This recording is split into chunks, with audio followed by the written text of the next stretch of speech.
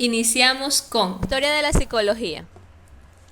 La psicología precientífica comienza con su principal exponente, William Wundt, en 1879, quien realizó el primer experimento en el campo de la psicología, buscando la conexión entre mente y cuerpo, preguntándose si estos están conectados o son diferentes. Y cuando nacemos, si la mente trae ideas o ya viene en blanco, como decían anteriormente, diciendo que la mente era una tabula rasa. Luego de la psicología precientífica viene el estructuralismo, con su principal exponente, Edward Titchener, que estudió la mente como una estructura, he ahí su nombre. Edward Titchener trabajó en la estructura de la mente. Basándose en William James, viene el funcionalismo, que es el estudio del funcionamiento de la mente. Después sigue el conductismo entre 1878 y 1990 con dos de sus principales exponentes, Watson y Skinner, buscando los condicionamientos clásicos y operantes. San Petersburgo, Rusia, 1904. Laboratorio de Pavlov. Al inicio del siglo XX, el científico ruso Iván Pavlov entrenó animales con su técnica de reflejo condicionado. Es hora de ganarse su cena, mis pequeños ratoncitos. Soy una tetera pequeña y fuerte, esta es mi asa y este es mi pico, y si me calientan silbaré, viértame y vacíenme. ¡Excelente! ¡Espléndido! No. ¡Maravilloso! Podría verte hacer eso todo el día. Narf. Me has visto hacerlo todo el día, Pinky. 71 veces para ser exacto. Es un reflejo condicionado debido a ese gong infernal. No puedo detenerlo. El siguiente. Narf. Narf. ¡Maravilloso! Muy bien. ¿Qué haces ahí, cerebro?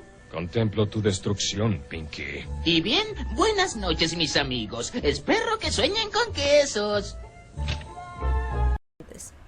Más adelante sigue la teoría cognitiva con Jean Piaget, que él buscaba el redescubrimiento de la mente.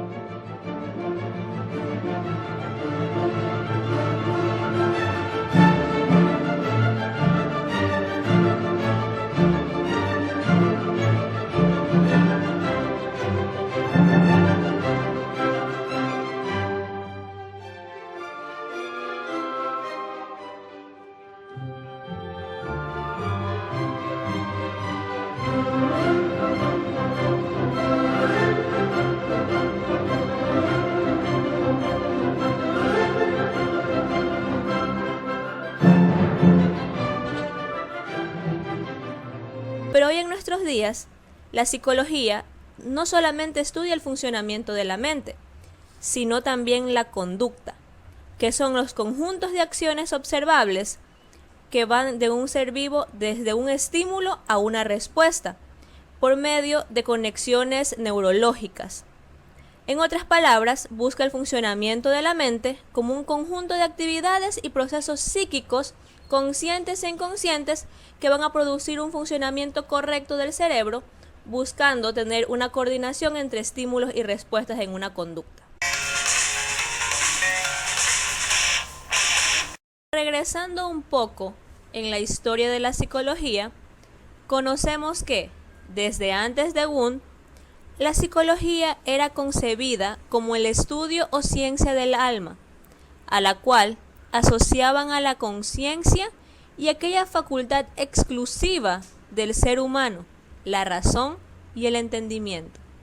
Por eso, la psicología era ligada a la filosofía, y en esa psicología se distinguen dos etapas, como vimos anteriormente, la precientífica y ahora la científica. La precientífica se remonta al estudio de los griegos hasta antes de mediados del siglo XIX. En cambio, la psicología científica se dice que se empezó a ver como ciencia a la psicología desde el año de 1879, gracias a Wundt, y desde ahí comenzaron a aparecer cada una de las escuelas psicológicas. Ahora continuamos con varios representantes de la escuela precientífica.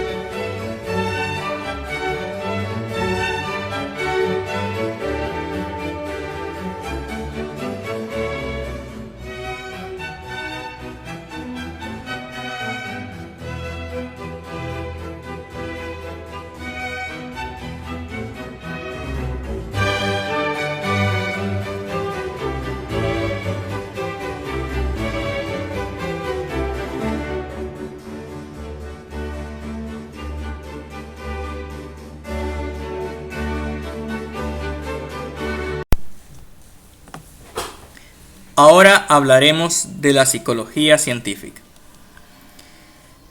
Como una de las primeras escuelas, tenemos al estructuralismo, quien tuvo sus inicios en Alemania durante la segunda mitad del siglo XIX, cuyo precursor es Wundt. En esta escuela, los elementos más simples e irreductibles sobre los que descansa la actividad mental tenemos la sensación, el sentimiento y la imagen. La escuela del estructuralismo, al basarse en la introspección como método de investigación, no dispuso de suficiente confianza o recursos que pudieran aumentar tal validez a sus ideas. Pero fue gracias a esta escuela que Wundt creó el primer laboratorio experimental en Leipzig, Alemania. Continuando con el funcionalismo, podemos evidenciar que este fue uno de los principales enfoques de la escuela americana, teniendo como uno de sus principales exponentes a su fundador, William James. La escuela funcionalista tiene sus inicios a finales del siglo XIX e inicios del siglo XX. Para James, la mejor forma de caracterizar a la conciencia era visualizar como un riachuelo fluyendo continuamente. Consideraba también que la misión principal de esta disciplina consistía en entender el comportamiento y los procesos mentales desde la perspectiva de cómo los mismos actúan con el fin de lograr el buen funcionamiento social de la persona, es decir, su adaptación. De ahí el nombre de la escuela funcionalista, es decir, que funcione. Continuando con la historia de la psicología, tenemos el psicoanálisis, que surgió a finales del siglo XIX, siendo su principal representante Sigmund Freud, el cual fue médico y neurólogo austriaco. Estuvo muy interesado en el inconsciente del ser humano. Utilizó la hipnosis como una técnica de investigación. La mayoría de sus aportaciones se fundamentaban en la teoría de los instintos, donde la motivación sexual tenía un gran poder explicativo.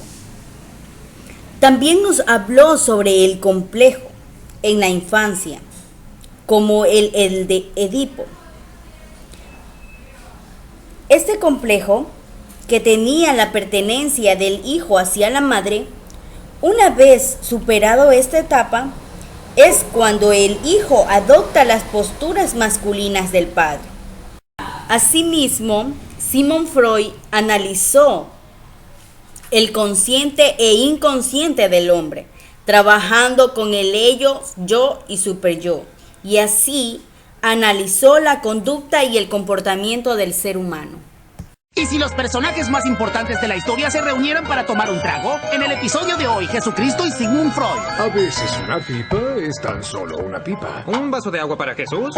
Gracias, hermano. Eso es, da de beber al sediento. ¿Y un vaso de agua para el Dr. Freud?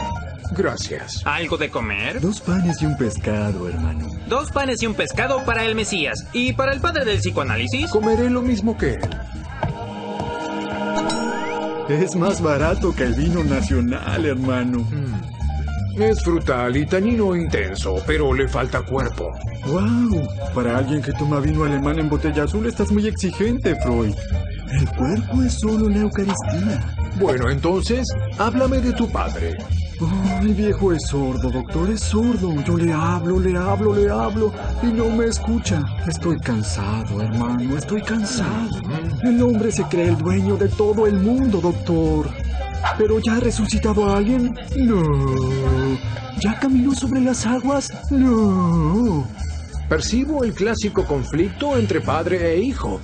Todos los hijos quieren superar a sus padres. Por ejemplo, el caso de Edipo. Hermano, ¿Edipo es aquel tipo que estuvo con la madre? Sí, el mismo. Oye, alto, alto, ya no digas ni una palabra más. Mi madre es una santa. Pero todos los hijos tienen el deseo atávico de poseer lo que es de su padre. Por lo tanto, si no cambias de tema, te castigaré con las 10 plagas de Egipto, todas a la vez sobre tu cabeza.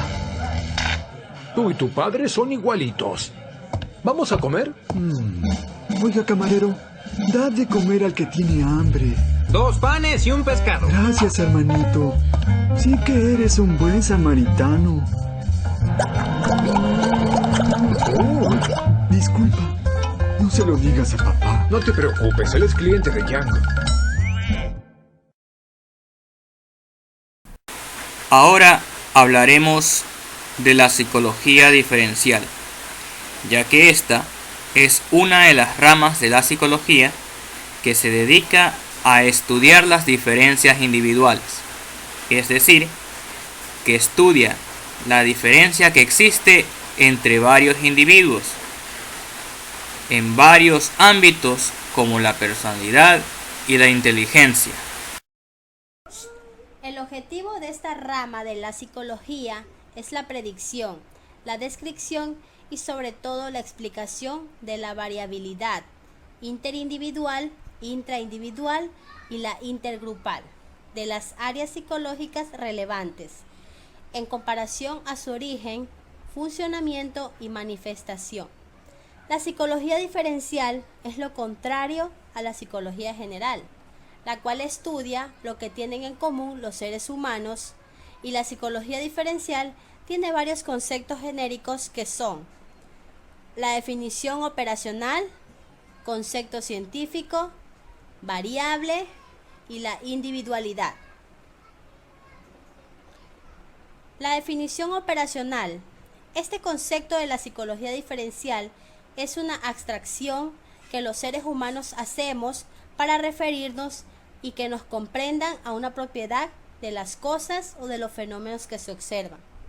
Concepto científico. Se denomina un concepto científico cuando el significado de este implica en el contexto una teoría científica determinada.